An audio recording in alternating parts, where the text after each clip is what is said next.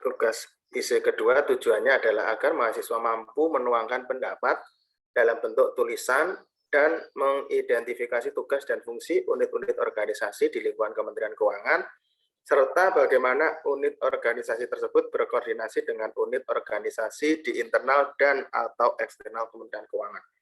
Jadi waktu pelaksanaan tugasnya, mulai dari pertemuan ini sampai dengan pertemuan ke-13 nanti, ditulis di kertas A4, ketikan Arial 11, 1000 kata, spasinya 1,5, marginnya standar. Tugas dikumpulkan melalui LMS juga, diberi nama tugas 2, kelas, nomor absen, nama lengkap. Nah, tugasnya apa? Tugasnya adalah kalian mencari artikel, jumlahnya boleh 1 atau boleh 2, terkait dengan tusi organisasi, baik itu melalui media online, atau mau media majalah media keuangan misalnya, atau dari manapun lah silakan dicari di situ 1 atau 2 artikel. Setelah itu kalian mengidentifikasi ini itu dilakukan di unit eselon 1 apa, misalnya pajak, bea cukai, itu sampai dengan level eselon 3. Eselon 3-nya apa sih ini yang melakukan ini? Nggak usah sampai level eselon 4, eselon 3 saja. Tugas utamanya adalah ini, pada isu ini dia lagi menjalankan tusi ini. Nah, dalam menjalankan kegiatan tersebut, unit organisasi ini berkoordinasi dengan beberapa pihak loh, dengan internal di Kementerian Keuangan dengan ini, dan bahkan dengan eksternal dengan pihak ini misalnya. Nah, dalam melaksanakan tugasnya, kalau berdasarkan artikel itu ada banyak kendala yang terjadi. Di antaranya apa, faktor pendukung kesuksesannya apa. Nah, kalau misalnya satu artikel masih kurang mencapai 1000, ya silahkan mencari artikel yang lain, yang utamanya yang terkait dengan unit eselon 3 yang dimaksud. Nah, kriteria penilaiannya adalah ketepatan waktu pengumpulan tugas, kualitas penulisan, dan kesesuaian antara isu dengan tugas fungsi organisasi yang dibahas. Ingat, pengerjaan tugas yang terindikasi menyalin tugas teman tidak diberikan nilai. Adapun pembagian unit organisasinya mungkin dapat teman-teman lihat sebagai berikut. Jadi karena unit organisasi kita ada 14 artinya yang 3 itu selevel eselon 1, 11 level eselon 1 dan 3 selevel eselon 2. Pusaka itu pusat analisis harmonisasi kebijakan, Pusintek pusat informasi dan teknologi komunikasi, P3K itu pembinaan profesi keuangan, pusat pembinaan profesi keuangan. Ini pembagiannya seperti ini, dan ini juga sudah saya upload di LMS. Waktunya masih panjang, jadi silakan strateginya diatur masing-masing. Terkait dengan tugas, ada yang ingin dikonfirmasikan?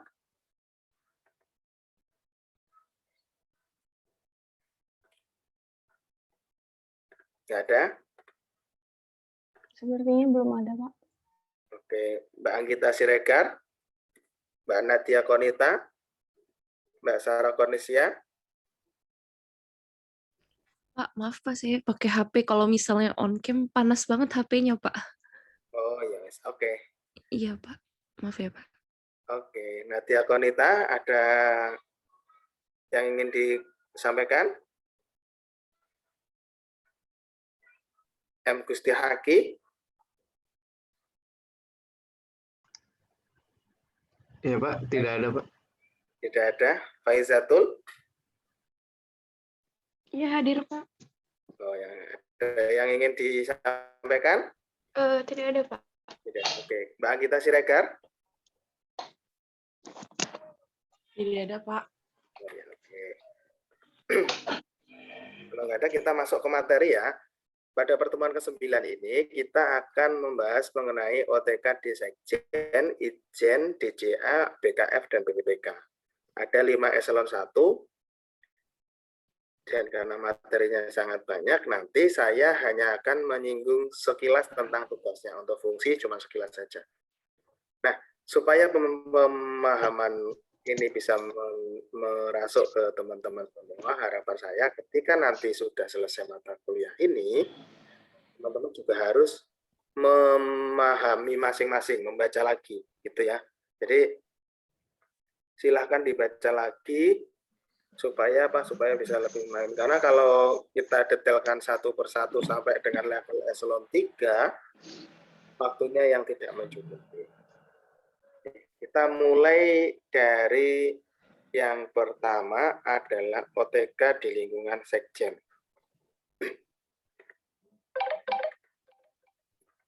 Nah, seperti sama-sama kita ketahui, referensi yang menjadi rujukan kita ketika kita mempelajari OTK di Kementerian Keuangan itu ada di PMK 217 tahun 2018, diubah pertama kali dengan PMK 87 2019 dan diubah berikutnya yang kedua dengan PMK 229 tahun 2019 juga. Nah, nanti di materi ini ada yang tandanya petik 1 atau petik 2.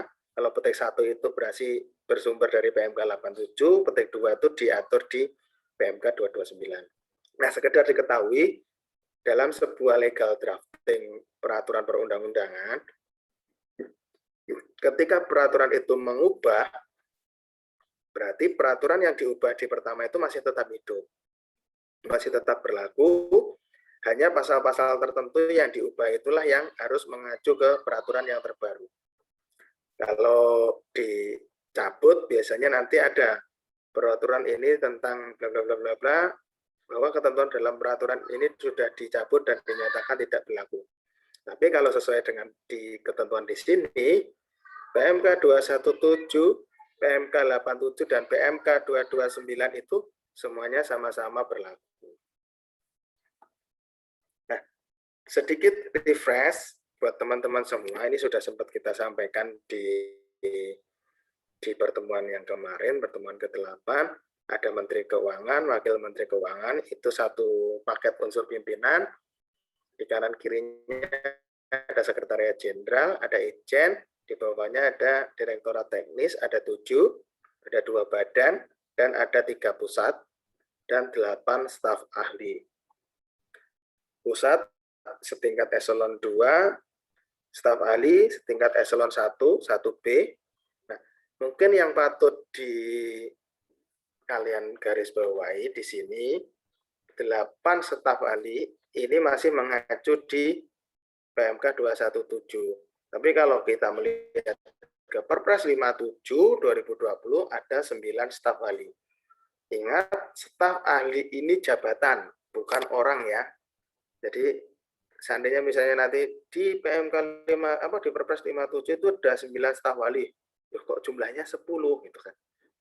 Berarti salah dong perpresnya, bukan jadi staf ahlinya itu bukan merujuk ke orang, tapi dia jabatan. Bisa jadi satu staf ahli itu berisi 2 orang. Gitu. Jadi bukan jumlahnya sehingga otomatis 9 staf ahli jumlahnya 9 orang, bukan. Nah, kalau kita melihat ke pojok di sini di atas, di sini ada PMK 217 2018 STDTD. Bagi teman-teman yang belum tahu, singkatan dari STDTD itu sebagaimana telah diubah terakhir dengan PMK 229. Jadi biasanya kalau PMK itu berubahnya 1 kali, biasanya Indonesia PMK 217 atau PMK 87 tahun 2019 tentang perubahan PMK 217 gitu. Tapi kalau PMK-nya itu berubah lebih dari 1 kali, biasanya PMK-nya itu disebutkan duluan, PMK yang lama, baru terakhir dikasih kayak gitu, STDD, PMK nomor berapa. Ya, seperti itu. Ya, kita lanjutkan.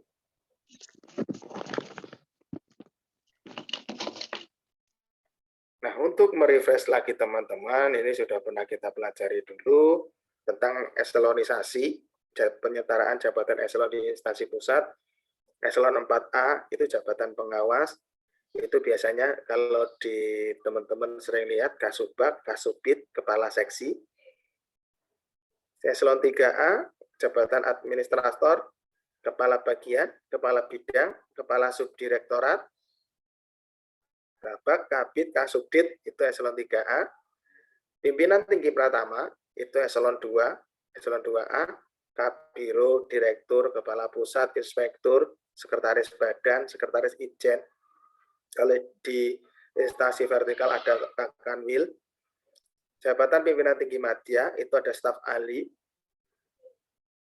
Jabatan Pimpinan Tinggi Madya lagi ada yang 1A itu Sekjen, Dirjen, Irjen, dan Kepala Badan.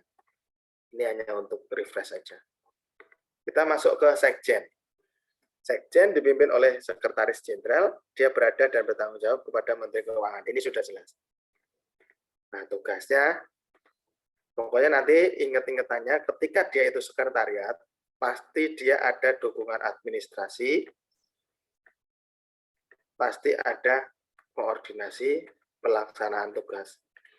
Kalau Sekjen Kementerian Keuangan berarti dia sekretariat koordinasinya pelaksanaan tugas di lingkungan Kementerian Keuangan. Kalau sekretariat inspektorat dia bertanggung jawab pengkoordinasian pelaksanaan tugas di lingkungan Inspektorat Jenderal.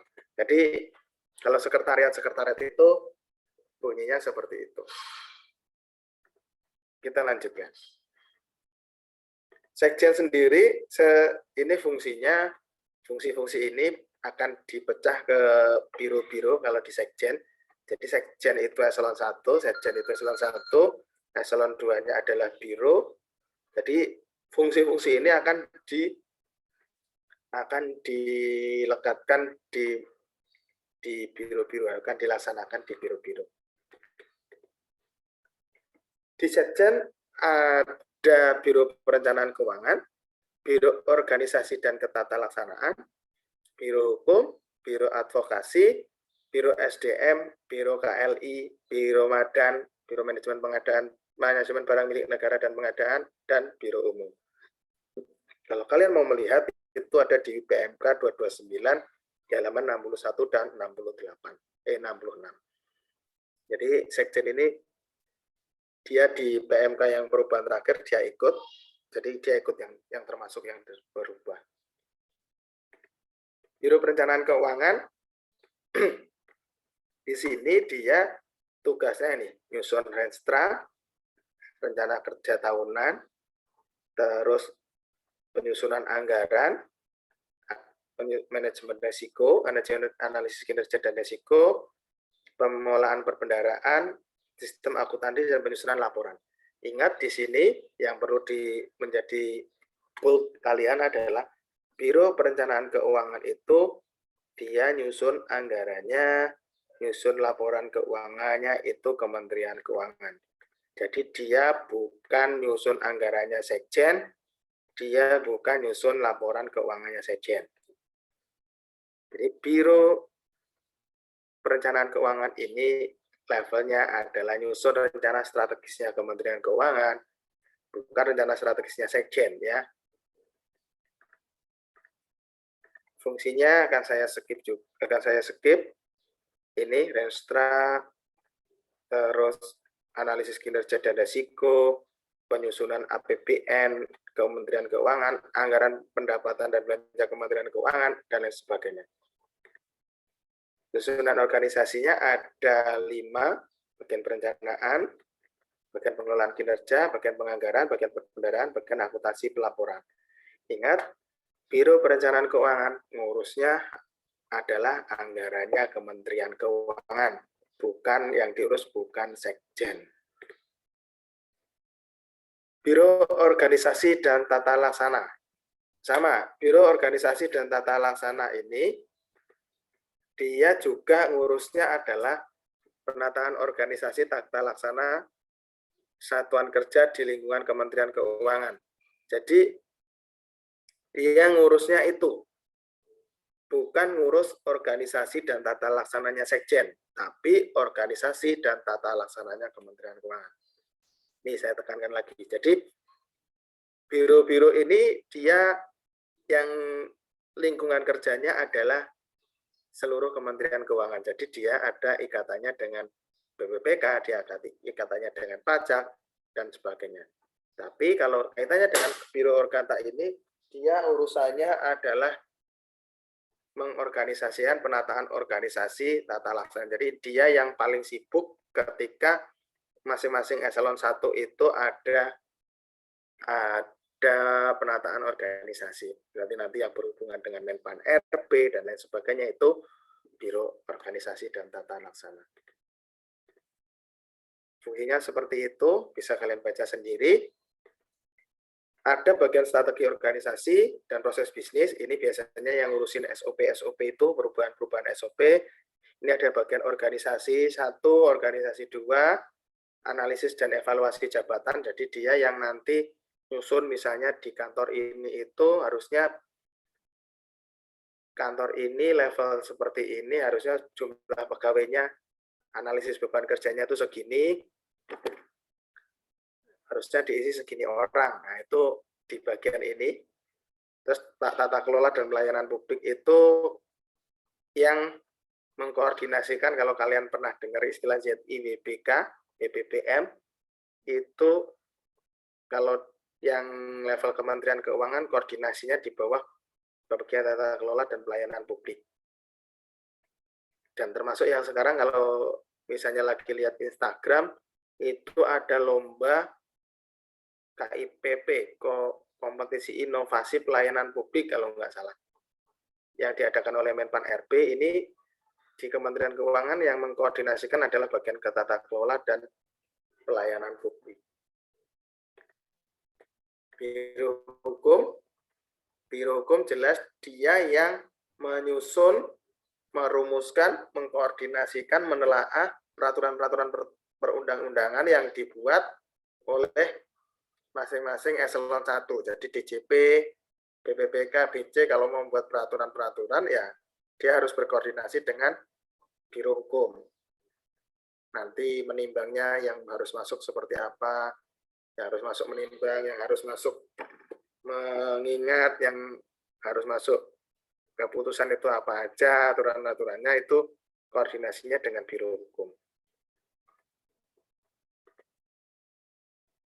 Ini ada penrumusan rancangan peraturan di bidang pajak, cukai, di bidang keuangan negara, perbendaraan, anggaran, dan lain sebagainya. Jadi nanti kalau dibagi ke eselon 3-nya, di sana eselon 3 itu hampir mirip, hanya bedanya ini yang ngurusi pajak ya cukai, ini yang ngurusi anggaran penerimaan keuangan, ini yang ngurusi hukum, ini yang ngurusi sektor keuangan. Jadi pembagiannya seperti itu di Biro Hukum. Berikutnya lagi ada namanya Biro Advokasi. Biro Advokasi ini kalau kita tadi lihat ini dia sekjen itu mengacu ke PMK 229. Nah, kalau dulu Biro Advokasi itu namanya bukan Biro Advokasi, namanya Biro Bantuan Hukum.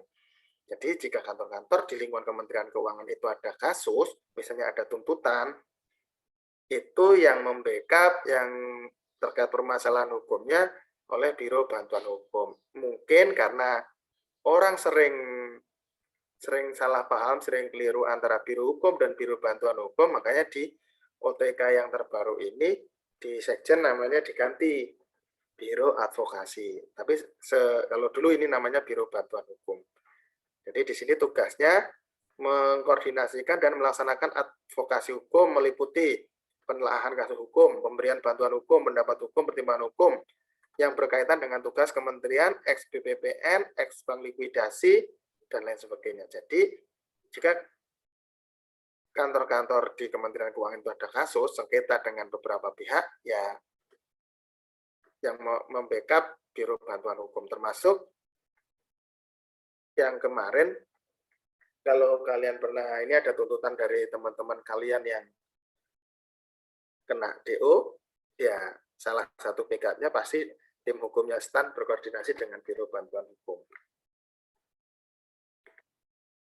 Ini fungsinya, silakan dibaca sendiri. Tapi secara tidak langsung dari fungsi ini terlihat bahwa struktur organisasinya seperti ini. Advokasi 1, advokasi 2, 3, dan 4. 1, 2, 3, dan 4 itu tugasnya sama, bedanya pastinya ini adalah wilayah kerjanya. Misalnya 1 ini ngurusi apa, 2 ngurusi apa, 3 ngurusi apa. Jadi membaginya seperti itu. Biro SDM. Nah, Biro Sumber Daya Manusia di sini dia tugasnya mengkoordinasikan penyiapan, pembinaan, pengelolaan sumber daya manusia di lingkungan Kementerian Keuangan dengan peraturan perundang-undangan yang berlaku. Nah, maksudnya apa? Jadi Biro SDM ini tidak hanya ngurusi SDM di lingkungan Sekjen, tapi dia ngurusi SDM di seluruh Kementerian Keuangan. Jadi kayak misalnya nanti kalian lulus, sudah penempatan ke masing-masing eselon 1, pemberkasan di situ dikumpulkan di eselon 1, setelah itu diserahkan ke Biro SDM. Jadi Biro SDM itu tugasnya seluruh Kementerian Keuangan, tidak hanya ngurusi Sekjen. Untuk DJP diatur dalam PMK tersendiri untuk pembinaan pengelolaan SDM-nya. Ini ada bagian perencanaan dan pengadaan SDM, bagian pengembangan SDM, bagian manajemen informasi SDM, bagian mutasi kepangkatan, penghargaan penegakan disiplin, dan pensiun. Jadi ini kalau kalian kemarin sudah belajar tentang manajemen ASN, ya kurang lebih dia diawali dengan ini, direncanakan, diadakan, dikembangkan, pengembangan termasuk bagian adalah mutasi naik pangkat. Kalau bagus dikasih penghargaan, kalau ada salah dikasih penegakan disiplin, atau sudah selesai pensiun. Nah, ini mirip kayak strukturnya adalah alurnya manajemen SDM. Berikutnya adalah Biro KLI, Komunikasi dan Layanan Informasi. Jadi biro ini kalau kita boleh bilang ini adalah corongnya Kementerian Keuangan, ini adalah humasnya Kementerian Keuangan. Jadi segala hal yang menyangkut berita tentang kayak kemarin PPN misalnya itu, ini tugas paling berat di sini. Bagaimana dia bisa menginformasikan atau meluruskan informasi-informasi yang salah di depan publik, itu tugasnya dari Biro Komunikasi. Nih, kalau fungsinya banyak banget. Strategi komunikasi, terus siaran pers, itu semuanya dihandle oleh Biro KLI. Strategi komunikasi, publikasi, humas, hubungan media, lembaga masyarakat. Jadi, kalau misalnya kalian nanti bekerja di Kementerian Keuangan, terus ada hal yang mungkin sedikit menyinggung Kementerian Keuangan, kalau kalian mau share, silahkan share siaran persnya dari Biro KLI. Tujuannya apa? Tujuannya supaya tidak menimbulkan kegaduhan. Karena apa ya? Itu siaran pers, kita tinggal share. Jangan kita membuat ketikan, misalnya ketikan pendapat versi kita terkait dengan sebuah kasus. Misalnya kalau yang sedang hangat kan PPN sembako, PPN pendidikan itu, kalau kalian mau share ya share aja dari siaran persnya Biro KLI. Biro Manajemen Barang Milik Negara dan Pengadaan. Nah, ini tugasnya mengkoordinasikan, melaksanakan pembinaan administrasi barang milik negara dan pengadaan barang jasa. Ingat, barang milik negara, kalau kalian tadi Biro Perencanaan Keuangan itu nyusun anggaran, laporannya Kementerian Keuangan, kalau yang ngurusi BMN-nya Kementerian Keuangan, itu di biro ini. Yang ngurusi pengadaan Kementerian Keuangan dari Sabang sampai Merauke, itu di biro ini. Kalau dulu, pengadaan itu kan di masing-masing provinsi ada timnya, ada pokjanya. Kalau sekarang, nggak ada. Sekarang semuanya terpusat di Biro Manajemen Barang Milik Negara dan Pengadaan ini. Semuanya terpusat di sini, yang tugasnya mengelola barang milik negara. Ingat ya, saya tekankan lagi, Biro Manajemen Barang Milik Negara dan Pengadaan ini ngurusi BMN-nya seluruh Kementerian Keuangan. Pajak, bea cukai, semua koordinasinya di sini. Ada bagian perencanaan, pengembangan strategi, pemilihan dan asistensi pengadaan, dan lain sebagainya. Nah, biro terakhir di Sekjen adalah Biro Umum. Biro Umum ini, kalau saya boleh bilang, dia itu sekretariatnya Sekjen. Cuman kan nggak ada di Sekjen. Kalau Itjen, dia punya sekretariat Itjen. Dirjen, dia punya sekretariat Dirjen. BPPK, Badan, dia punya sekretariat Badan. Kalau Sekjen, dia nggak ada namanya sekretariat Sekretariat Jenderal. Sekretariat Jenderal itu nggak ada. Jadi tugas kesekretariatannya dilaksanakan oleh Biro Umum. Mulai ngelola SDM-nya Sekjen, pengelolaan keuangannya Sekjen, BMN-nya Sekjen, kepatuhan internalnya di Sekjen, itu diurusi semuanya oleh Biro Umum. Jadi nanti kalau misalnya kalian ditanya, yang ngurusi BMN-nya Sekjen siapa? Biro Manajemen BMN dan Pengadaannya? Jawab saja, itu salah. Yang ngurusi pengadaan, yang ngurusi BMN-nya Sekjen, ya itu tugasnya Biro Umum. Yang ngurusi SDM-nya Sekjen, ya Biro Umum. Kalau Biro SDM, itu SDM-nya Kementerian Keuangan. Jadi itu yang harus kalian pahami. Di sini ada administrasi kementerian, rumah tangga, bagian keuangan, SDM, OTL, KI, manajemen BMN. Ini semuanya adalah lingkupnya Sekjen. Manajemen BMN ya BMN-nya Sekjen saja. Nanti kalau di level kementerian ya dia bertanggung jawabnya koordinasinya dengan biro Madan tadi, Biro Manajemen BMN dan Pengadaan. Kalau bagian OTL-nya, organisasi tata laksana komunikasi, ya kalau dia mau menyusun SOP dan lain sebagainya, ya dia koordinasinya nanti dengan Biro Organta tadi, terkait manajemen talenta, mutasi, dan lain sebagainya. Bagian SDM-nya ya nanti koordinasinya dengan Biro SDM. Kelompok jabatan fungsional, ini saya skip. Oke, itu tadi tentang sekilas tentang Sekjen. Ada yang ingin didiskusikan? Sambil dilihat-lihat, sambil saya mengisi portal dulu. Ini hadir semua ya, Mbak Amel? Hadir Pak, tapi ada beberapa yang sulit untuk absen di portal Pak.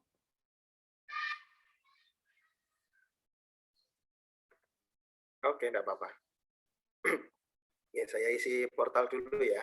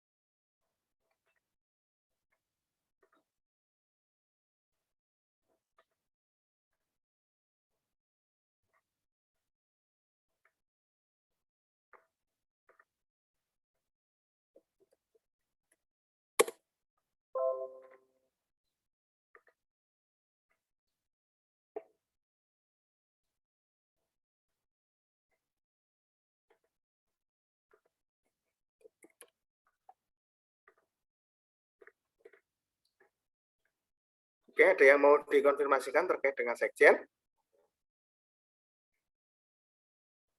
Ada ya? Oke, kalau nggak ada kita lanjut lagi ke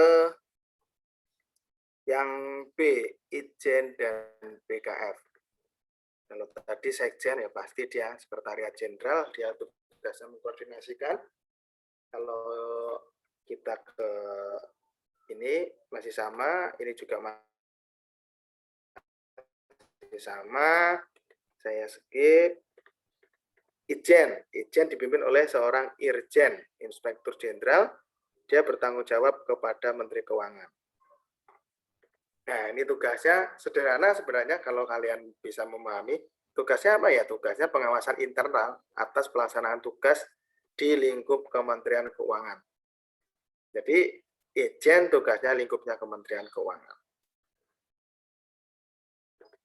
Fungsinya jelas ini, pengawasan atas pelaksanaan tugas di lingkungan Kementerian Keuangan. Dia mulai melakukan audit, review, evaluasi, pemantauan, dan kegiatan pengawasan lainnya, kegiatan untuk pengawasan tertentu, dan menyusun laporan hasil pengawasan. Nah, ini sedikit di sini yang ingin saya singgung adalah kalau dalam penyusunan, dalam pengelolaan keuangan, dalam penyusunan anggaran, Ijen itu kalau dulu kan kita tahunya, oh, Ijen tugasnya cuma ngaudit gitu ya. Cuman untuk yang sekarang ini, Ijen itu sudah masuk dari awal. Maksudnya apa? Jadi pada saat kita menyusun anggaran, sebelum kita sampaikan ke DJA untuk dilakukan penelahan, untuk digabungkan dalam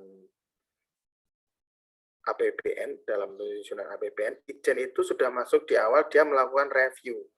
Jadi misalnya nih, kayak sekarang di kami sedang menyusun anggaran tahun 2022. Ini sebelum kita usulkan ke DJA, ini harus sudah lolos duluan ini dari review Ijen.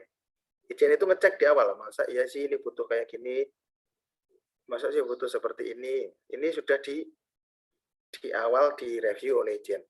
Nah, nanti di tengah jalan, Ijen itu akan melakukan pemantauan. Apakah tujuan awalnya berjalan atau enggak. Nah, di akhir baru namanya ada audit. Jadi itu kurang lebih perbedaannya. Review itu biasanya dilakukan di awal kegiatan, audit itu di akhir. Ini kalau untuk pengelolaan keuangan. Ya, kita lanjutkan. Ijen sendiri itu struktur organisasinya seperti ini. Sekretariat Ijen, Inspektorat 1, Inspektorat 2, Inspektorat 3, 4, 5, 6, dan 7. Ini mumpung di sini saya jelaskan, 1, 2, 3, 4, 5, dan 6 itu sama persis tugasnya. Maksudnya sama persis itu, ya mulai dari awal tugasnya sama, bedanya hanya 1 itu membawai pajak, 2 bea cukai. Jadi dia dibagi berdasarkan unit organisasi yang di handle. Jadi kalau kalian nanti misalnya di pajak, ada audit dari Ijen, ya pasti yang handle adalah Inspektorat 1. BPPK, Inspektorat 6. Oke, kita masuk. Kita lihat pelan-pelan. Sekretariat Ijen, ingat, berkali-kali saya tekankan namanya sekretariat, pasti dia tugasnya mengkoordinasikan, dan tugasnya dia adalah pemberian dukungan administrasi.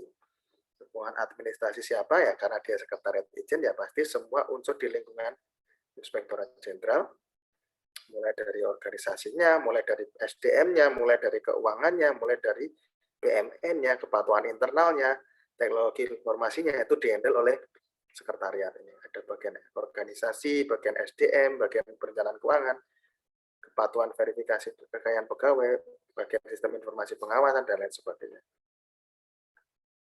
Nah, Inspektorat 1 tadi sudah sempat saya singgung. Ini di sini ingat, dia menangani pajak. Berarti mitra utamanya dari Inspektorat 1 adalah DJP.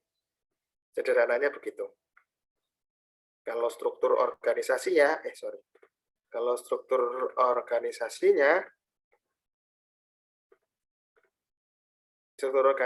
ya sama. Dia hanya isinya Subak TU sama auditor-auditor itu. Ini sama sampai dengan Inspektorat 6. Inspektorat 2 ini bea cukai, menangani bea cukai. Inspektorat 3 ini menangani Perben dan DJPPR, mitranya di situ. Inspektorat 4 itu menangani DJKN, bidang kekayaan negara dan kebijakan fiskal. Inspektorat 5 tujuannya DJA, DJPK, dan juga pengelolaan PNBP. Ini ada di DJA juga. Inspektorat 6 dia ngurusi sekjen dan ngurusi BPPK. Nah, bedanya ini semuanya tugasnya sama, hanya beda pembagian mitra kerjanya. Nah, yang terakhir ini baru sedikit ada perbedaan. Di Inspektorat 7, dia adalah tim penelitian dan pengembangannya, tim risetnya Itjen itu di sini. Bagaimana caranya membuat program audit, bagaimana caranya mengembangkan auditor-auditor itu, bagaimana cara membuat laporan yang bagus. Ini di handle di Inspektorat 7. Ini tujuannya adalah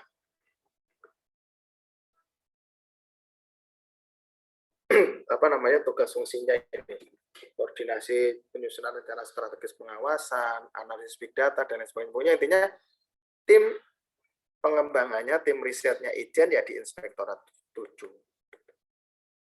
Tapi strukturnya sama, TU dan kelompok jabatan fungsional. Nah, yang terakhir ini ada Inspektorat Bidang Investigasi.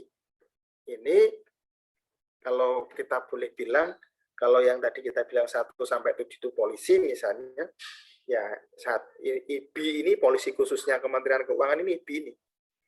Jadi jika ada kasus-kasus yang membutuhkan investigasi mendalam, kasus-kasus tujuan tertentu, ya ini yang turun adalah IBI. Jadi kalau yang tadi Inspektorat 1 sampai 6 tadi, kalau misalnya ya rutin, misalnya laporan keuangan, pemeriksaan semesteran, itu biasanya yang handle itu. Tapi kalau ada laporan, ada korupsi nih di sana, ada penyuapan di sana, ada laporan, biasanya yang turun adalah tim IBI ini. Jika misalnya ada info lagi, ada kerugian negara di sana, ini yang turun IBI. IBI ini mempunyai tugas kaitannya dengan pemberantasan tindak pidana korupsi, kejahatan keuangan, yang berkaitan dengan tugas fungsi unsur kementerian serta penyusunan laporan hasil investigasi. Jadi ini kalau misalnya dulu ada kasusnya Gayus, ada kasusnya penyuapan di DJP, ini IBI koordinasinya dengan kepolisian, IBI koordinasinya dengan KPK, IBI koordinasinya dengan Kejaksaan Agung. Jadi kalau kita pernah mendengar istilahnya whistleblowing system, kalau di Kementerian Keuangan ya larinya ke sini. Kita pengaduan tentang kerugian negara, tentang tindak pidana korupsi di Kementerian Keuangan, kalau kita melaporkan, mengadukan, nanti aduan kita itu yang akan menindaklanjuti adalah IBI. Bukan sekjen atau Itjen yang umum, tapi IBI yang menindaklanjuti. Pelaksanaan koordinasi penanganan dan pemantauan pengaduan pelanggaran whistleblowing di lingkungan Kementerian Keuangan. Jadi misalnya gini,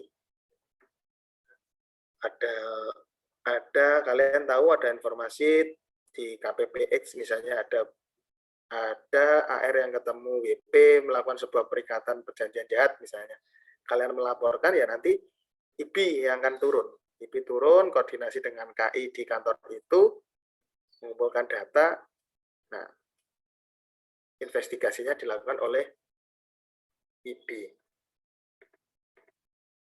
Ini struktur organisasinya sama Subbag TU dan kelompok jabatan fungsional. Kelompok jabatan fungsional ini umumnya adalah para auditor itu. Oke, Itjen, sekilas tentang Itjen, ada yang ingin didiskusikan?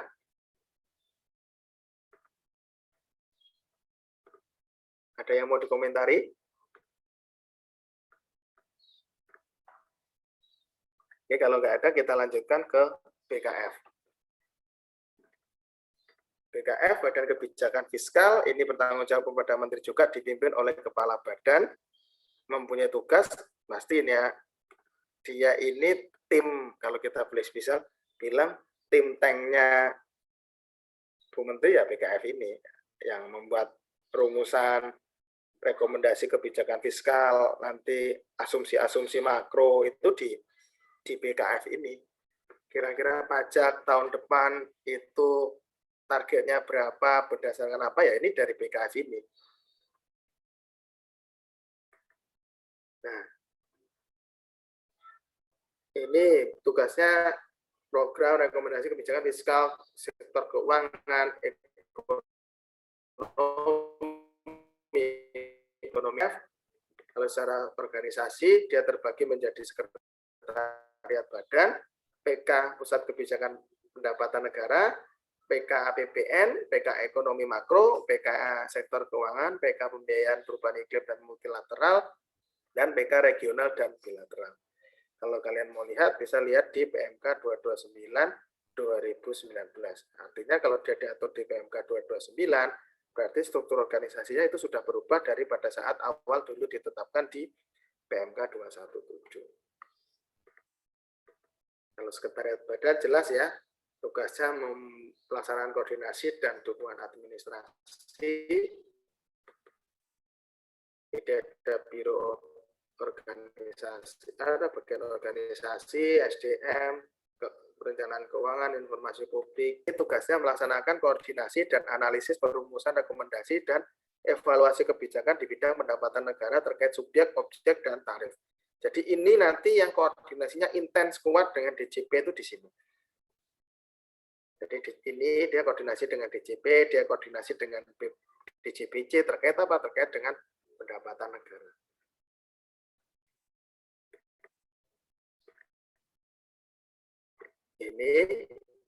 Ini struktur organisasi di BKF ini semua sama. Seluruh pusat itu nanti strukturnya yang A itu bidang tata kelola dan pengelolaan kinerja, yang B bidang program analisis kebijakan, C kelompok jabatan fungsional. Jabatan fungsional yang ada di pusat ini adalah jabatan ahli analisis. Jadi analisis pertama, analis kebijakan muda, analis kebijakan madya gitu. Jadi jabatan ahli analis kebijakan itu di BKF struktur organisasinya sama. Pusat kebijakan APBN ya. Ini di sini nanti dia berkoordinasi dengan PK Ekonomi Makro, di sini dia menyusun asumsi-asumsi yang digunakan dalam penyusunan APBN. Kira-kira nanti dia termasuk di sini dia nanti juga koordinasi dengan DJPK untuk menghitung berapa share ke daerah dalam bentuk dana perimbangan. Ini dia koordinasinya di sini. Strukturnya sama ya, bidang tata kelola pengelolaan kinerja, bidang program analisis kebijakan, dan kelompok jabatan fungsional analis kebijakan. Ini ekonomi makro, dari namanya jelas, dia tugasnya menganalisis proyeksi, perumusan, rekomendasi, dan evaluasi kebijakan ekonomi makro.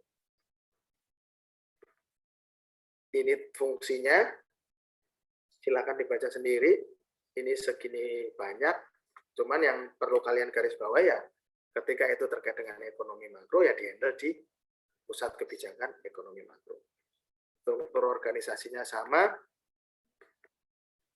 Untuk sektor keuangan sendiri, dia mempunyai tugas analisis, perumusan, rekomendasi kebijakan dan evaluasi, serta penyusunan peraturan perundang-undangan di bidang jasa keuangan, pemantauan dan analisis kondisi sistem keuangan, serta melakukan analisis evaluasi kebijakan pemeliharaan stabilitas sistem keuangan. Jadi dia di sini nanti koordinasinya dengan Bank Indonesia, koordinasinya dengan OJK, itu di sini. Soal kebijakan sektor keuangan.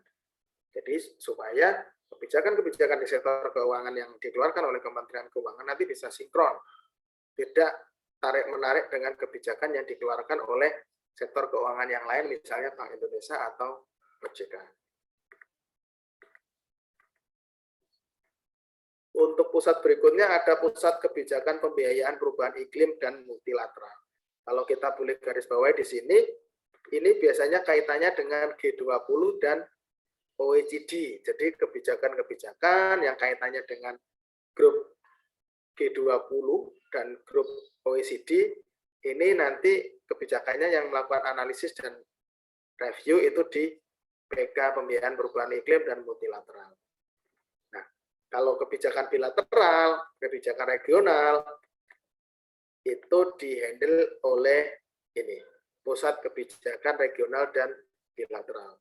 Regional itu misalnya ASEAN, terus misalnya APEC, contohnya ini, ASEAN, APEC, ASEAN Europe Meeting, East ASEAN Summit, dan lain sebagainya. Ini kalau ada kebijakan-kebijakan terkait dengan anggota-anggota atau forum di sini yang handle di pusat kebijakan regional dan dan bilateral. Kalau dengan G20 dan OECD itu yang handle pusat kebijakan perubahan iklim multilateral tadi. Kelompok jabatan fungsional, jadi selain kelompok jabatan jabatan fungsional ahli analis kebijakan di masing-masing pusat, di BKF juga ada kelompok jabatan fungsional namanya jabatan fungsional peneliti. Ini jabatan fungsional yang awal mula ada di BKF itu ini. Sebelum muncul jabatan fungsional ahli analis kebijakan yang merupakan delayering atau penghilangan dari eselon 3, eselon 4. Ini yang asal-muasalnya ini. Oke, sekilas tentang BKF, ada yang ingin dikonfirmasikan? Atau semuanya tadi, Setjen, Itjen, dan BKF? Ada yang mau dikonfirmasikan? Pak, izin bertanya. Oke. Terkait Itjen tadi, Pak, berarti kalau misalnya di KPP kan ada unit kepatuhan internal ya, Pak? Nanti mereka koordinasi ke Itjen yang Inspektorat 1 gitu ya, Pak? Sorry, diulangi lagi. Di mana yang ada UKI-nya? Di KPP, Pak. Oh, KPP. Jadi gini. Oke, makasih Mbak Amel. Jadi alurnya begini. KPP itu nanti koordinasinya tidak langsung dengan Itjen. Dia koordinasinya dengan UKI eselon 1. Jadi UKI KPP itu koordinasi dengan UKI eselon 1. Kalau nggak salah di pajak itu mereka merujuknya ke Kitsda kalau nggak salah. Jadi kepatuhan internal dan sumber daya manusia kalau nggak salah di Kitsda, dia koordinasinya di situ, nanti baru Kitsda yang koordinasi dengan, kalau UKI nanti dia kalau pembinaan itu misalnya kayak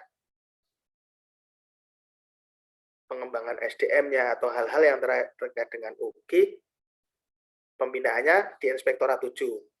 Tapi kalau misalnya nanti ada tendensi fraud atau kecurangan atau tindak pidana, nanti Kisda larinya ke IBI, Mbak. Kalau yang dengan Inspektorat 1 itu, kalau pemeriksaan rutin, misalnya triwulan Itjen masuk, audit, itu Inspektorat 1. Tapi kalau yang UKI itu nanti ditelaah oleh Kisda, kalau misalnya hanya pengembangan hanya biasa, koordinasinya dengan Inspektorat 7, kalau kaitannya dengan fraud, dengan tindak pidana, larinya ke IBI. Jadi yang Inspektorat 1 sampai 6 itu yang rutin-rutin saja. Baik, terima kasih Itu banyak, Mbak Pak. Amel. Terima kasih, Pak. Yang lain ada yang mau dikonfirmasi? Ya, terima kasih. Yang lain ada yang mau dikonfirmasikan? Oke, kalau nggak ada kita lanjut. Masih ada waktu 43 menit, masih lama. Kita lanjutkan ke yang ketiga, yaitu OTK-nya DJA. Nama, peraturan yang dipakai untuk rujukan, peraturan rujukannya sama, dia DJA dipimpin oleh seorang dirjen, bertanggung jawab kepada menteri. DJA ini tugasnya menyelenggarakan perumusan dan pelaksanaan kebijakan di bidang penganggaran sesuai dengan ketentuan peraturan perundang-undangan. Jadi, tugasnya adalah ya perumusan kebijakan di bidang penyusunan anggaran, APBN, anggaran belanja negara, anggaran pembiayaan, dan lain sebagainya. Kalau kita boleh bilang gini, yang nyusun APBN itu DJA. Yang nyusun anggarannya Kementerian Keuangan itu Rocan Keyu, Biro Perencanaan dan Keuangan. Yang nyusun anggarannya DJP, yaitu berarti bagian keuangan DJP di Sekretariat Dirjen. Jadi mitra dari DJA ini siapa? Mitra dari DJA itu ya kementerian-kementerian yang lain, termasuk Kementerian Keuangan itu sendiri. Kementerian Keuangan dari mana? Ya, Kementerian Keuangan kalau itu kaitannya dengan APBN, nanti dihandle oleh Biro Perencanaan Keuangan. Jadi Procan GEU itu dia adalah nanti mitra dari DJA. Nah, lihat.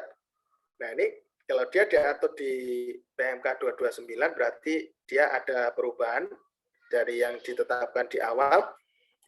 Di sana ada Sekretariat Dirjen, Direktorat Penyusunan APBN, Direktorat Anggaran Bidang Perekonomian dan Kemaritiman, Direktorat Anggaran Bidang Pembangunan Manusia dan Kebudayaan, Direktorat Anggaran Bidang Politik, Hukum dan Pertahanan Keamanan, dan bagian anggaran bendahara umum negara, Direktorat PNBP, Sumber Daya Alam dan Kekayaan Negara dipisahkan, Direktorat Penerimaan Negara bukan pajak kementerian atau lembaga,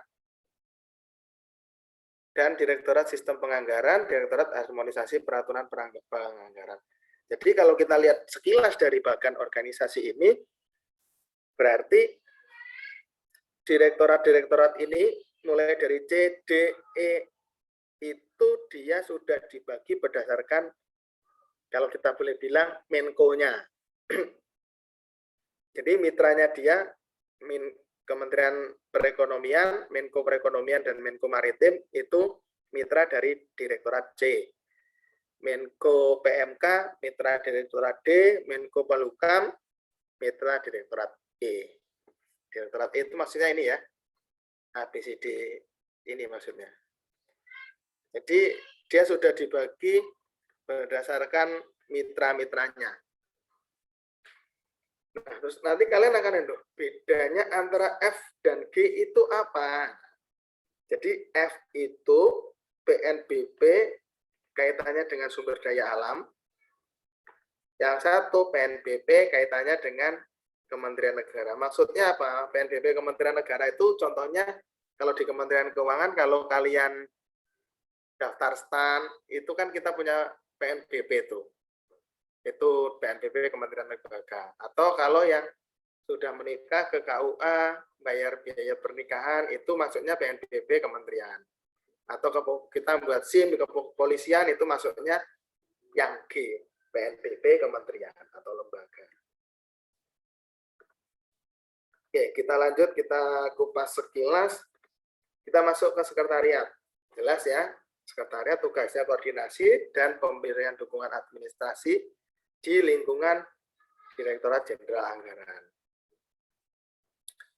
Nah, kalau kalian nanya, nah berarti kalau dalam kaitannya dengan penyusunan APBN, DJA sendiri sebagai sebuah organisasi nanti langsung ke dirinya sendiri atau gimana? Ya enggak. DJA, anggarannya DJA nanti dihandle, diurusi oleh ini. Diurusi kan ini. Sekretariat Jenderal, Sekretariat Dirjen, dikumpulkan ke Biro Perencanaan Keuangan. Jadi anggarannya DJA, anggarannya DJA dikumpulkan ke Biro Perencanaan Keuangan, nanti digabungkan dengan anggaran eselon 1 yang lain oleh Kementerian Keuangan, dikembalikan lagi ke DJA, tapi ke Direktorat Penyusunan APBN. Jadi bukan dari DJA sendiri langsung ke direktorat di sebelahnya, bukan, tapi dia ke Sekjen dulu, ke Biro Perencanaan Keuangan, nanti dikembalikan. Sama kayak di Sekjen. Di Sekjen yang ngurus anggarannya Sekjen bukan Biro Perencanaan Keuangan, tapi Biro Umum. Biro Umum mengumpulkan anggaran, jadi dia juga nanti minta ke Biro Keuangan, anggaran kamu 1 tahun berapa? Mau mengadakan apa saja? Biro Keuangan kumpulkan ke Biro Umum, direkap, terus dikembalikan lagi ke Biro Keuangan atas nama anggaran Sekjen. Jadi kalau yang nggak tahu nanti pasti bingung, oh ini berarti anggarannya Sekjen yang handle Biro Perencanaan Keuangan, oh anggaran DJA yang nyusun langsung Direktorat Penyusunan APBN, bukan seperti itu. Jadi alurnya seperti itu. Ini ada organisasi SDM umum lah, jadi Sekretariat Jenderal, Sekretariat Dirjen, Sekretariat Ijen, Sekretariat Badan, itu tugas fungsinya mirip-mirip, umum. Nah, kita masuk ke Direktorat Penyusunan APBN. Direktorat Penyusunan APBN ini memiliki tugas merumuskan, melaksanakan kebijakan dan standarisasi teknis di bidang penyusunan anggaran dan anggaran pendapatan dan belanja negara. Jadi yang nanti kaitannya dengan DPR, yang kaitannya dengan BKF yang pusat kebijakan pendapatan negara, yang nanti kaitannya dengan DJ Perben tentang belanja negara, nah itu nanti direktorat ini.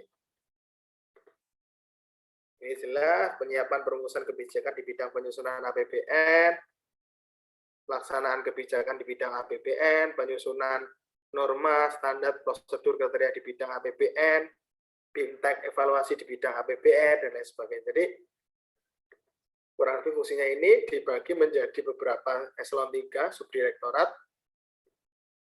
Ada subdirektorat analisis ekonomi makro dan pendapatan negara. Nah, berarti ini nanti, subdit ini nanti akan bekerja sama dengan pusat kebijakan ekonomi makro dan pusat kebijakan pendapatan negara di BKF. Kalau ini subdit PA1, PA2, PA3 ini biasanya kaitannya dengan koordinasinya nanti dengan dibagi dengan bidang-bidangnya. Ada subdit penyusunan pembiayaan anggaran dan penganggaran resiko fiskal. Ini kaitannya nanti dengan DJPPR.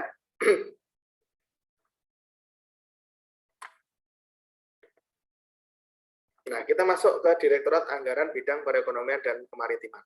Jadi nanti alurnya itu dari dari kementerian-kementerian itu masuk ke sini, ke direktorat ini. Nah, dari direktorat ini dia nanti dilarikan ke sini, ke direktorat 1, 2, atau 3.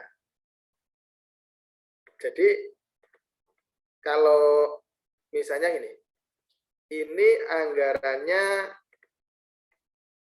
nih, ada bidang pertanian, bidang pekerjaan umum, ini kan eselon 3-nya nih. Jadi kalau nyusun APBN alurnya kementerian nyusun. Kementerian nyusun diserahkan atau ditelaah oleh subdirektorat ini. Kementerian Pertanian ya berarti subdirektorat ini. Pokoknya kait dengan Kementerian Bidang Kemaritiman dan Perekonomian ini dikumpulkan di sini, di Direktorat Anggaran Bidang Perekonomian. Nah, nanti dalam kaitannya dengan penyusunan APBN dari Direktorat Anggaran Bidang Perekonomian ini akan diserahkan ke Direktorat Penyusunan APBN melalui Direktorat Penyusunan Anggaran 1, Anggaran 2, atau Anggaran 3. Yang saya pahami, bidang kalau nggak salah dulu itu Direktorat Anggaran Perekonomian Kemaritiman itu bidang penyusunan anggaran 2. Jadi alurnya begitu. Berikutnya Direktorat Anggaran Bidang Pembangunan Manusia dan Kebudayaan. Ini ya berarti dia handle kementerian-kementerian yang terkait di sini. Contohnya apa? Ini Kementerian Pendidikan, Kementerian Sosial dan Sekretariat Presiden, Kementerian Agama, Kementerian Ristek Dikti, Kementerian Kesehatan. Ini mitranya dari Direktorat Anggaran Bidang Pembangunan Manusia dan Kebudayaan. Berikutnya Direktorat Anggaran Bidang Politik, Hukum, Pertahanan, Keamanan, dan BABUN. Berarti mitranya ya timnya Pak Mahfud MD. Nih. Terus ditambah timnya Kementerian Keuangan yang bagian anggaran bendahara umum negara ini tim di Kementerian Keuangan. Dihandle oleh Direktorat Jenderal Perbendaharaan. Jadi kalau di DJA Sekretariat, Direktorat Penyusunan Anggaran, Direktorat Anggaran Bidang Ekonomi Kemaritiman, Direktorat Anggaran Bidang Pemberdayaan Manusia dan Kebudayaan, Direktorat Anggaran Bidang Politik, Hukum, Keamanan, dan bagian anggaran bendahara umum negara. Jadi sederhananya bagiannya seperti itu. Nah, ini Direktorat PNBP, tapi yang sumber daya alam, Jadi nanti dia ngurusi PNBP yang kaitannya dengan sumber daya alam dan kekayaan negara yang dipisahkan. Misalnya PNBP-nya dari penerimaan gas bumi, minyak dan gas bumi, non minyak dan gas bumi, dari KND kekayaan negara dipisahkan. Terus direktorat berikutnya itu PNBP yang dari kementerian.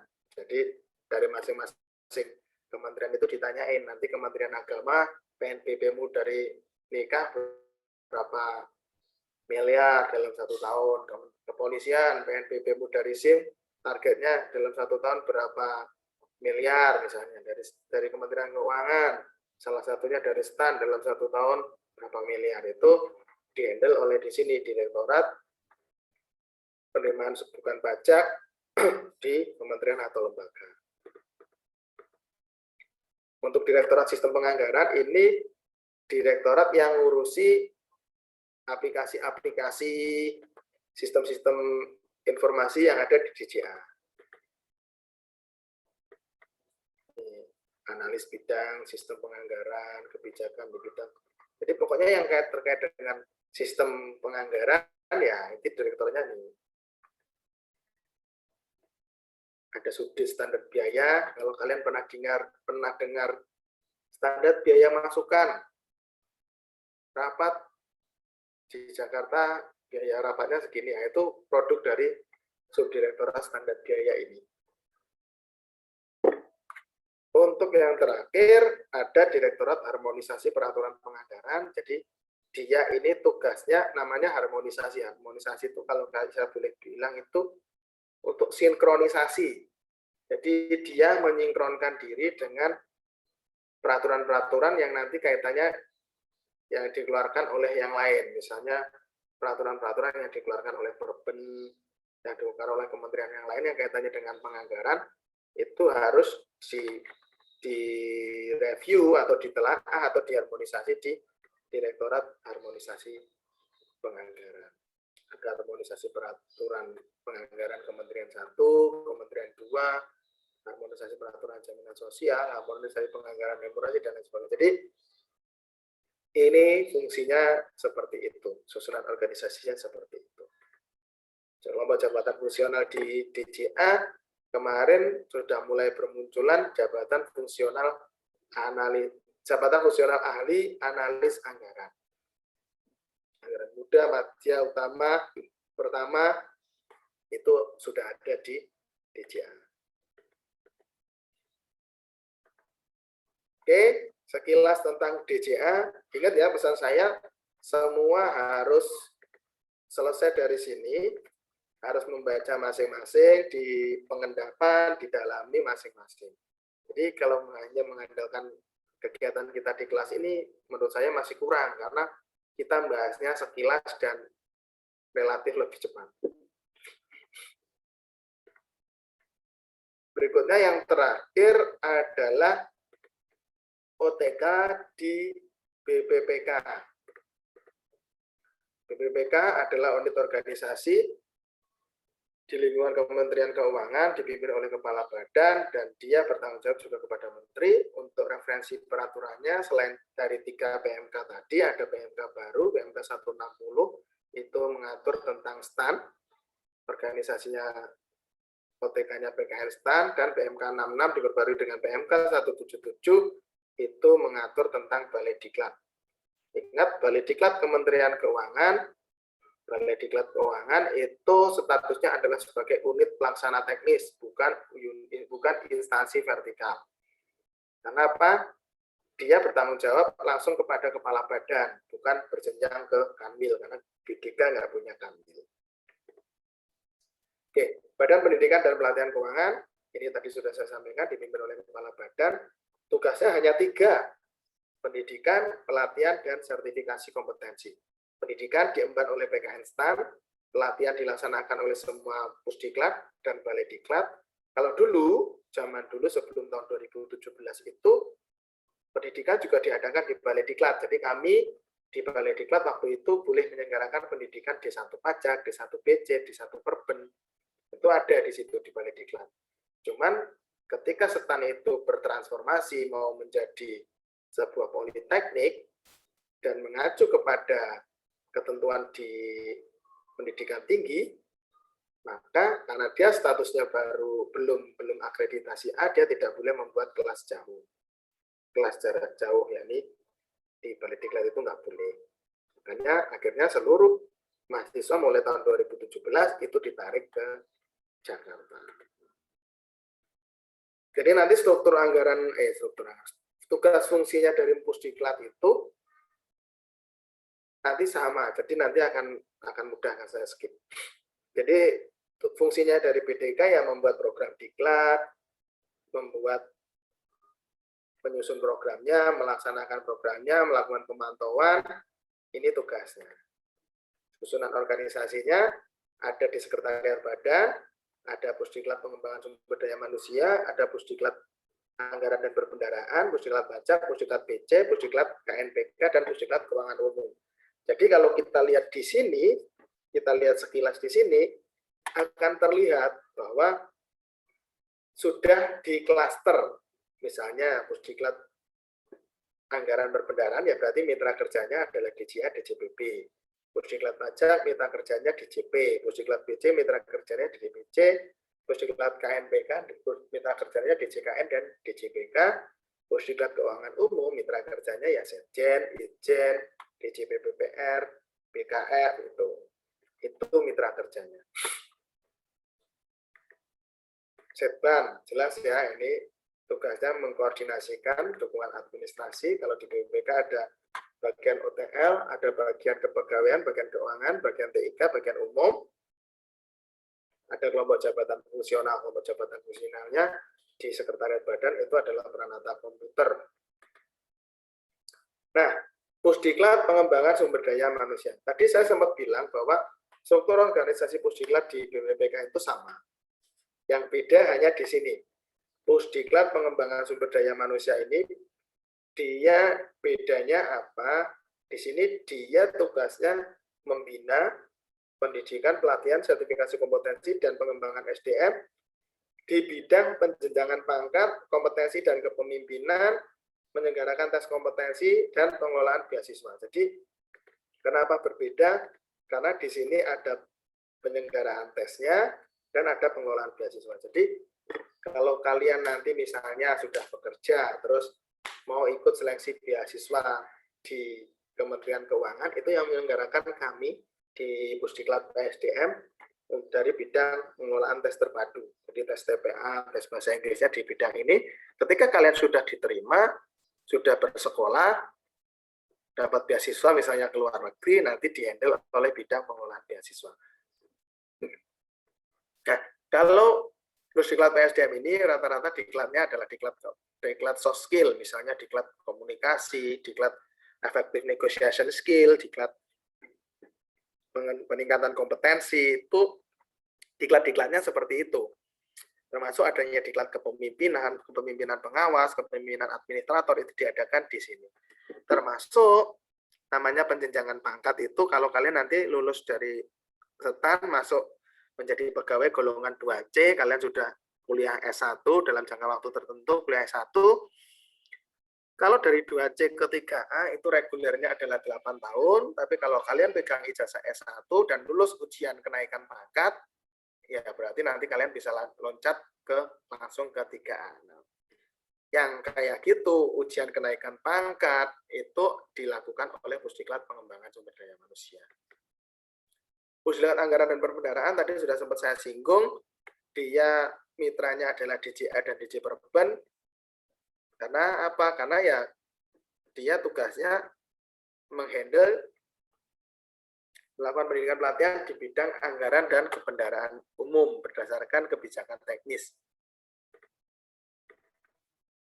Struktur organisasinya sama. Ini akan berlaku di semua Pusdiklat selain Pusdiklat PSDM ya.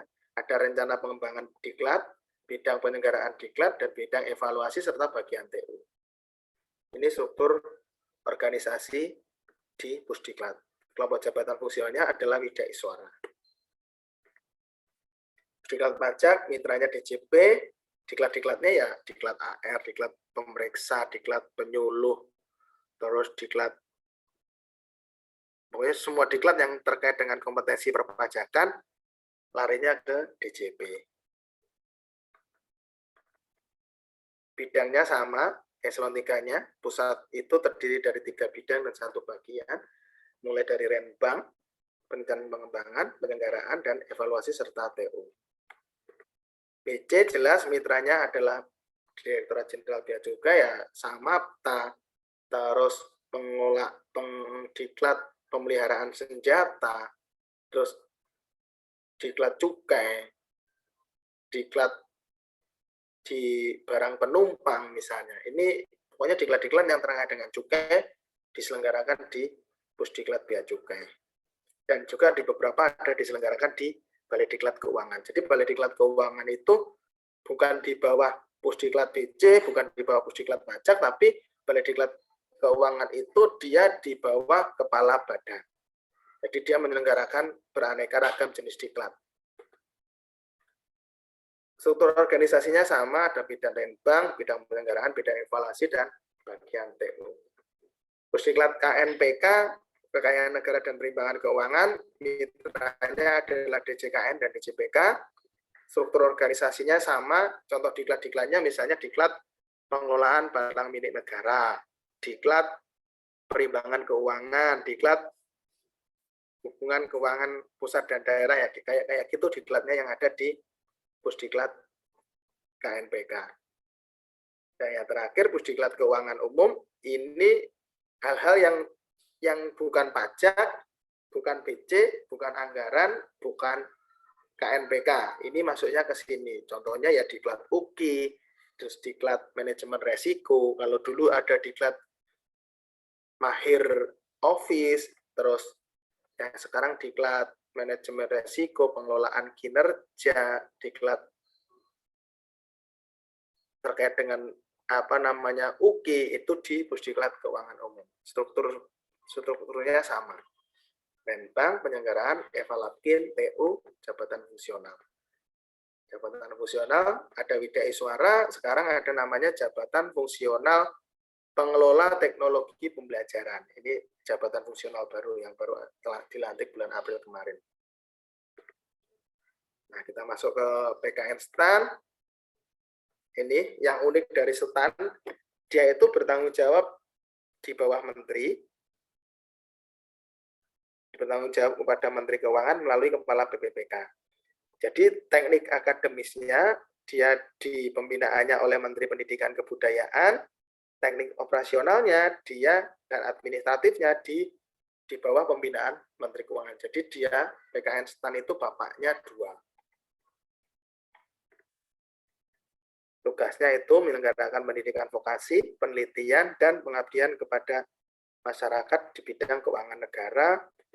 Kalau struktur organisasinya ini ada direktur, wadir, dewan pertimbangan, senat, satuan penjaminan mutu, satuan pemeriksaan intern, ada BAAK, bagian administrasi akademik dan kemahasiswaan, ada bagian keuangan dan umum, ada Puslitbang, pusat penelitian dan pengabdian kepada masyarakat, ada prodi, ada unit penunjang, ada kelompok jabatan fungsional yakni dosen. Jadi kalau kalian seringnya ke BAAK dan di bagian umumnya paling kalian seringnya ke pengelolaan BMN dan kerumah tanggaan, lalu misalnya ada pinjam meminjam Infokus misalnya. Kalau Balai Diklat, tadi saya sampaikan Balai Diklat dipimpin oleh Kepala Balai, dia UPT di BPPK, bertanggung jawab kepada Kepala Badan. Dia tugasnya menyelenggarakan pendidikan, pelatihan, dan penataran keuangan negara.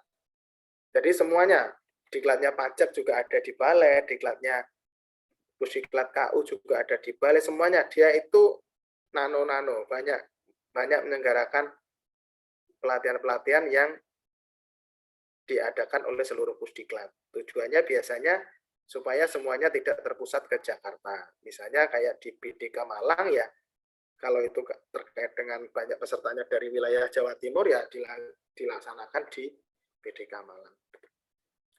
Jumlahnya ada 11. Kalau ini Balai Diklat Kepemimpinan ini sebenarnya dia bukan Balai Diklat Keuangan, dia itu mirip dengan Pusdiklat PSDM, dia tugasnya menyelenggarakan pelatihan-pelatihan soft kompetensi dan termasuk kepemimpinan. Jadi kayak kemarin saya diklat kepemimpinan itu di Balai Diklat Kepemimpinan.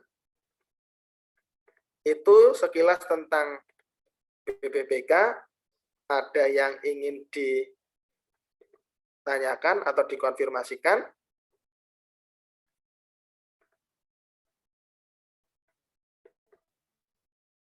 Nggak ada?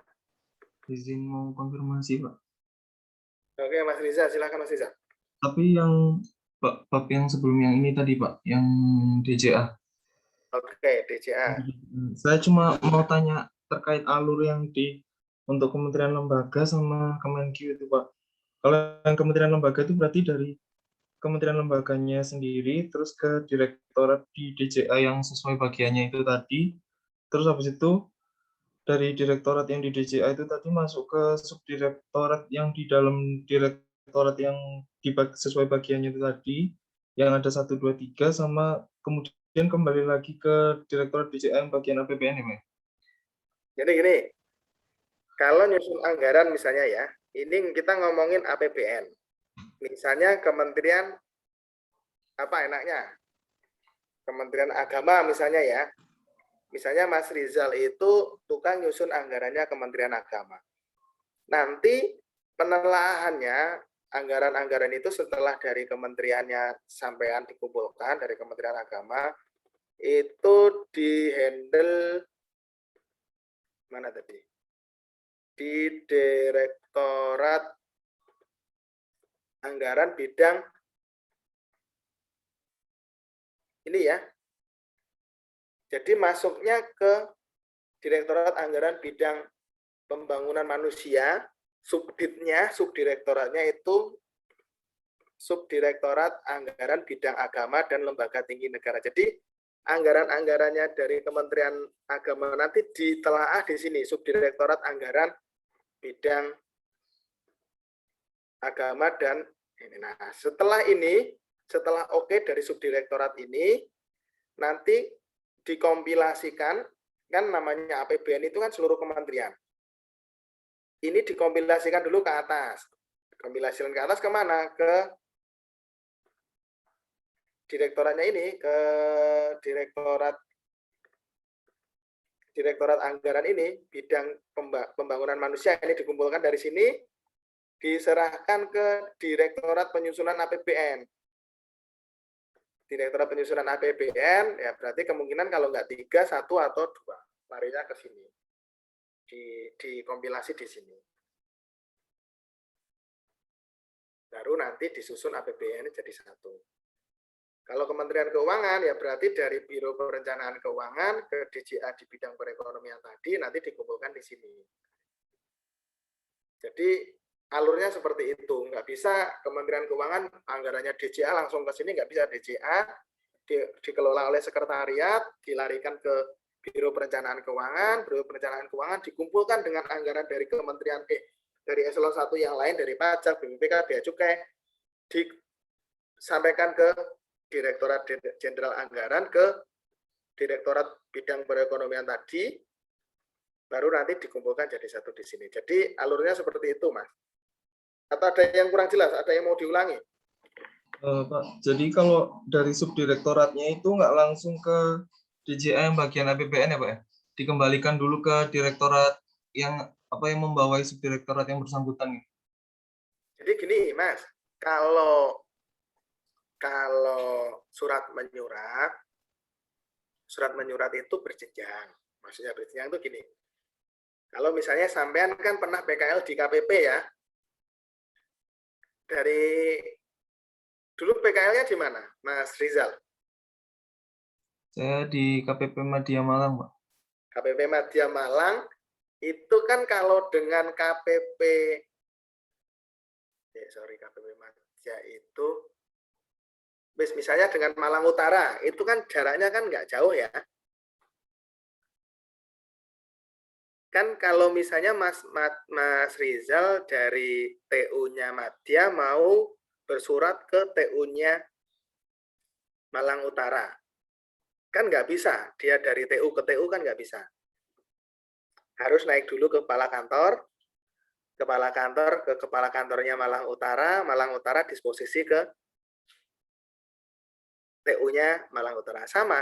Jadi dari kementerian nanti ke direktorat anggaran bidang manusia dan kebudayaan tadi, diturunkan ke subdirektorat bidang agama. Nanti setelah ditelaah itu dinaikkan lagi dari subdirektorat itu dinaikkan lagi ke direktorat anggaran bidang manusia dan kebudayaan, disampaikan ke direktorat penyusunan APBN. Jadi sesama eselon 2 baru diturunkan ke subdit penyusunan anggaran 1, 2, atau 3 ini. Cuman kalau kita sederhananya ya langsung dari Kementerian Agama ke bidang subdirektorat bidang agama, nanti di subdit penyusunan anggaran. Tapi kalau dari segi persuratan tetap nggak bisa eselon 3 ke eselon 3. Jadi dia harus lewat eselon 2-nya, surat menyuratnya. Gitu, Mas. Cuman kalau saya boleh bilang ya tadi, bisa jadi ke sini, bisa jadi ke sini misalnya anggaran 3, terus kalau yang di bidang agama berarti nanti larinya ke subdirektorat anggaran bidang agama dan lembaga tinggi negara. Cuman kalau dari segi administrasi persuratan tetap harus melalui eselon 2-nya. Sederhananya gitu, Mas. Baik, Ada Pak. yang perlu konfirmasi? Terima kasih, Pak. Oke. Yang lain ada?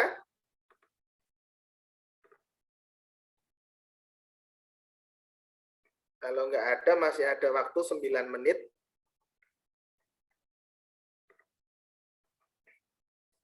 Silakan disiapkan gadgetnya. Yuk kita kuisis.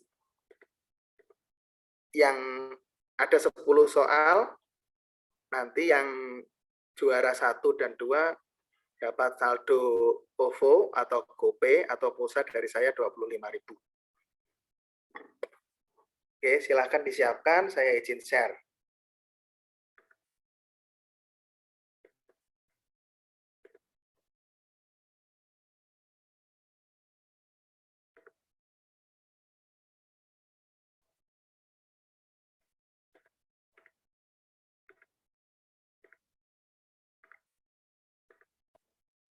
Di situ terlihat, silakan pilih quizizz.com, enter game code-nya 702177. Nah, kalau sudah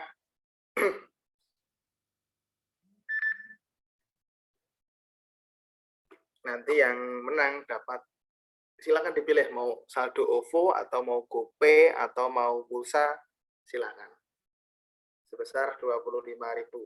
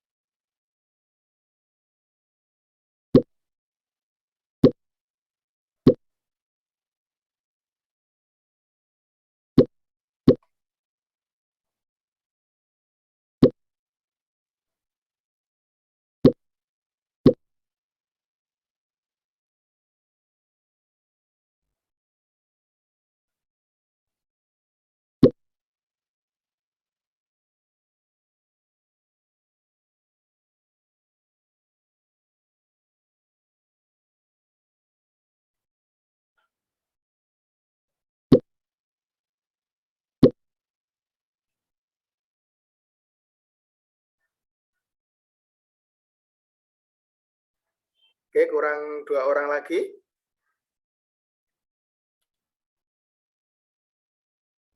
Mohon konfirmasi yang 2 orang ini mau ikut atau tidak. Oke, satu lagi. Mohon maaf Pak, tunggu sebentar, jaringannya agak susah soalnya Pak. Oke, ini siapa ini? Faiza Pak. Oh ya. Oke, kita tunggu.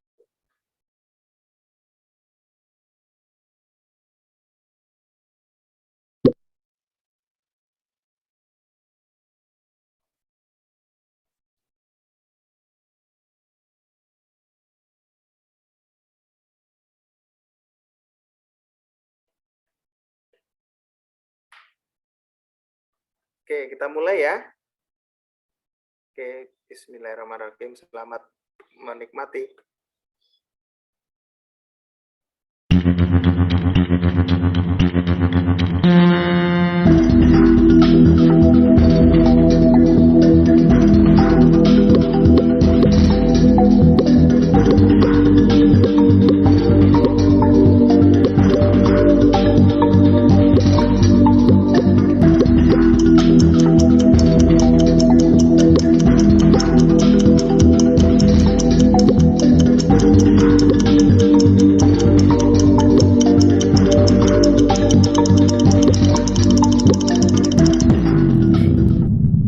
Oke, yang mengurus pengelolaan keuangan di sekjen ya berarti di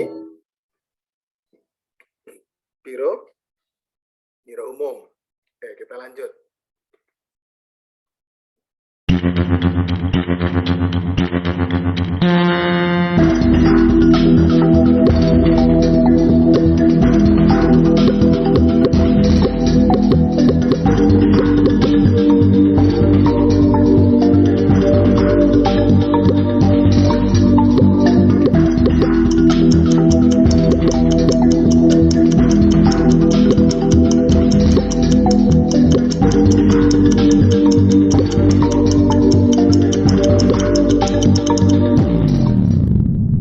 Unit yang bertugas di Kementerian Keuangan, Biro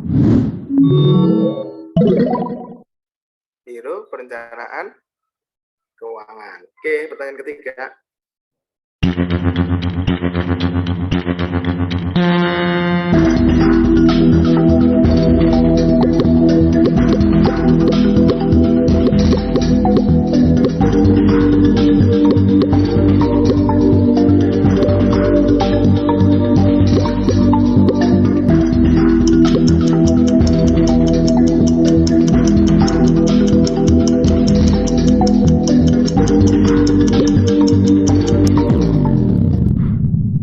Unit yang mengurusi APBN ya jelas DJA ya, jangan sampai ada yang salah.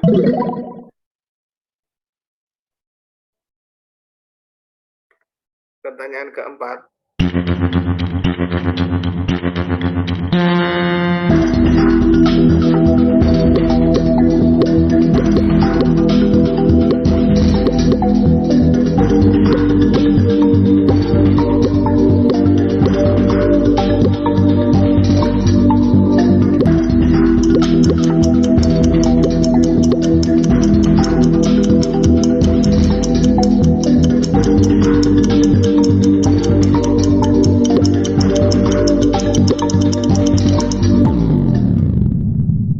Bantuan hukum adalah Biro Advokasi, bukan Biro Hukum ya. Semoga nggak ada yang salah. Oh, masih ada yang salah. Gak apa-apa, slip. Oke, yang berikutnya.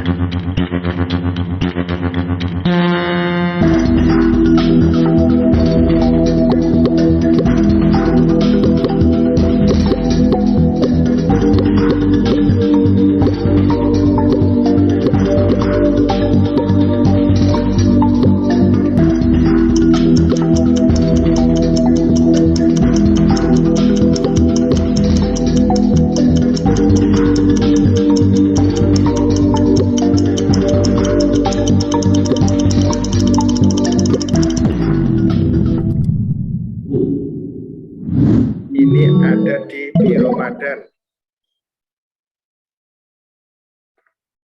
berikutnya.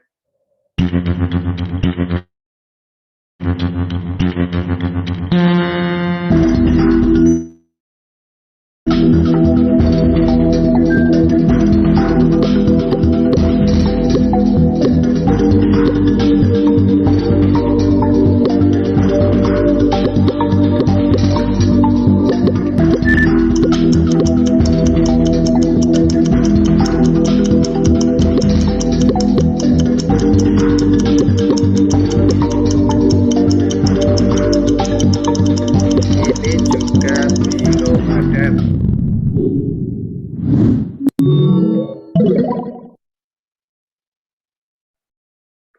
Berikutnya pertanyaan ke-7.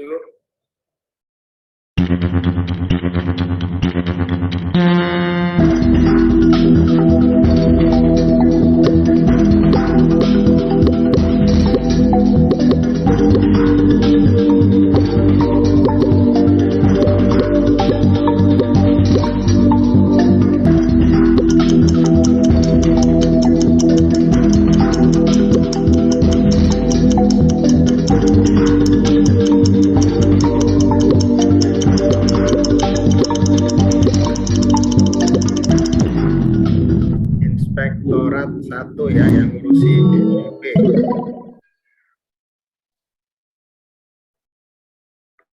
Inspektorat 2 itu bea cukai. Oke, pertanyaan ke-8.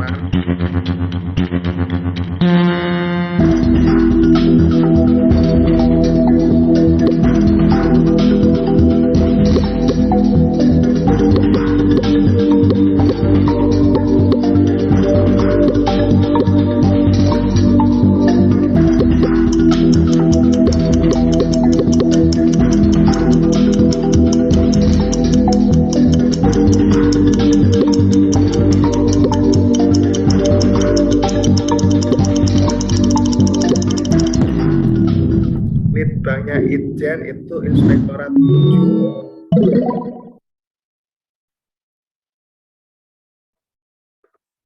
Pertanyaan ke-9.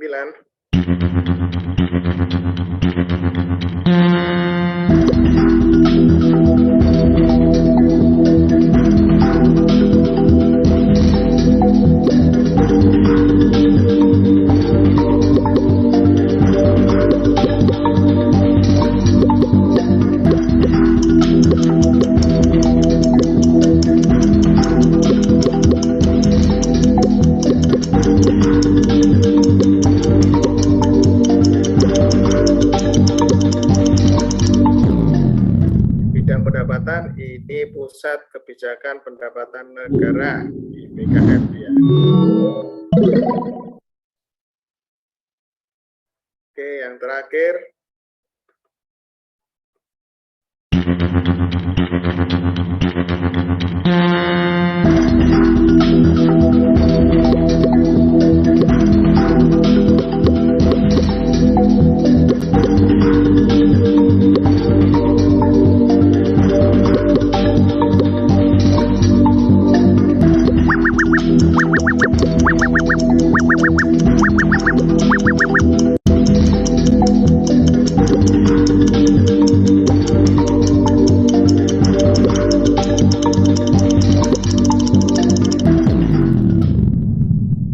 Ini adalah Pusdiklat Pengembangan Sumber Daya Manusia.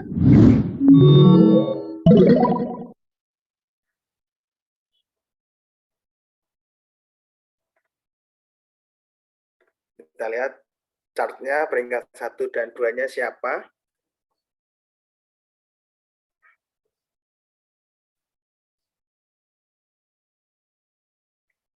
Oke, Mbak Amelia, Mbak Tasya, oke. Dan Mas Alvin, udah kita berikan 3 peringkat itu, silakan menghubungi saya, mau dikirimi GoPay, OVO, atau pulsa ke nomor yang mana, gitu ya. Kita beri aplaus dulu untuk 3 untuk 3 terbaik. Langsung japri ke saya tidak terima chat di saya ini pemenang kuis. Mau dikirim OVO atau GoPay atau pulsa ke nomor ini, silakan japri ke saya. Oke. Ada yang ingin disampaikan lagi terkait apa yang kita bahas pada